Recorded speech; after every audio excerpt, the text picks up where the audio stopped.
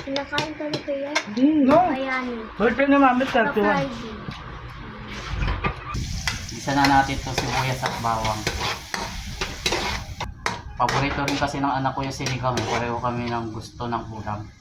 Kapag okay na yung sibuyas at bawang, pwede nalagay itong karne ng baboy. Gusto niya yung buto-buto eh. Malasa daw kasi. Sabagay, masarap yung buto-buto ng karne ng baboy.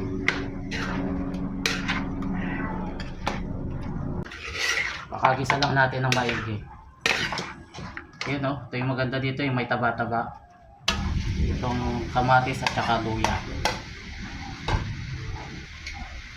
Tapos lagyan na natin ng patis, pampalasa, paminta.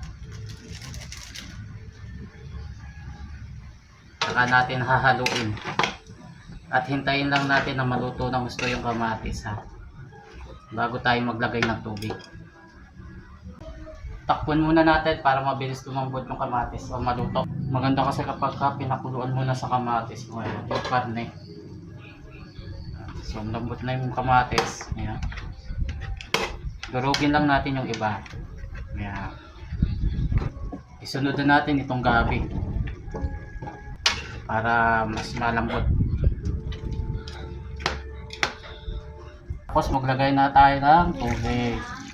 Ayan. At saka natin ito takpan. Yung proseso ng pagluto pero masarap yan kapag naluto sa uling. Malambot na yung gulay, pwede na natin ilagay yung yung tamarin. Ganda sana kung sariwan sampalo, kaya lang mahal ang per kilo. Kaya ito na lang.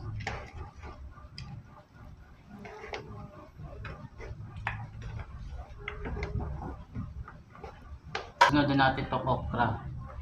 Tsaka itong sitaw. Haluin lang natin saglit ha. Yan. Paki-comment naman kung tagasan ka para malaman ko kung saan ako napapanood ha. Tapos durog lang tayo ng magabi para malapot yung sabaw. Masarap yan eh. Pagka malapot yung sabaw na maasim.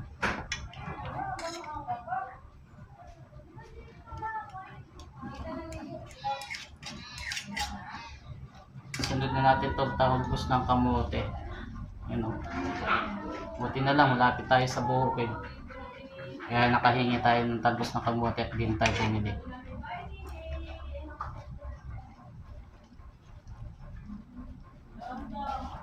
Tsahan lang to ha.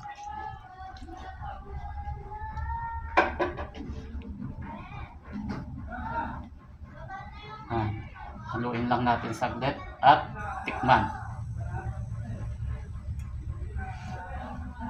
Kanyaman. Okay na, luto na. Na?